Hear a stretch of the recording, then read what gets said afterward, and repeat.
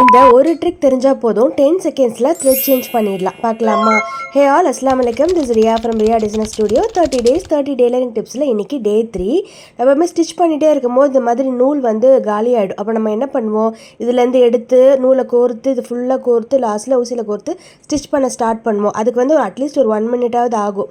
அந்த மாதிரி இல்லாமல் ஒரு 10 செகண்ட்லேயே எப்படி சேஞ்ச் பண்ணுறது அப்படின்னு தான் பார்க்க போகிறோம். ஸோ நம்ம ஆல்ரெடி போட்டிருந்த நூலை வந்து கட் பண்ணி எடுத்துகிட்டு நம்ம வேண்டிய நூலை அதில் போட்டுட்டு ரெண்டுமே சேர்த்து ஒரு டை பண்ணிக்கோங்க. டை பண்ணிவிட்டு இப்போ வந்து நம்ம பழைய நூல் மிஷினில் இருக்குது பார்த்தீங்களா, அதை வந்து ஊசிக்கிட்ட மட்டும் கட் பண்ணி எடுத்துகிட்டு அதை அப்படியே புல் பண்ணிங்க அப்படின்னா நம்ம நாட் போட்ட த்ரெட்டோடு சேர்ந்து அந்த புது நூலும் அப்படியே ஃபுல்லாக கீழே வரைக்கும் வந்துடும். ஸோ வந்ததுக்கப்புறம் பார்த்தீங்கன்னா நம்ம ஊசியில் கோர்த்துட்டு ஸ்டிச் பண்ண ஸ்டார்ட் பண்ணிடலாம். ஒரு 10 செகண்ட்ஸில் இந்த வேலை முடிஞ்சிடும்.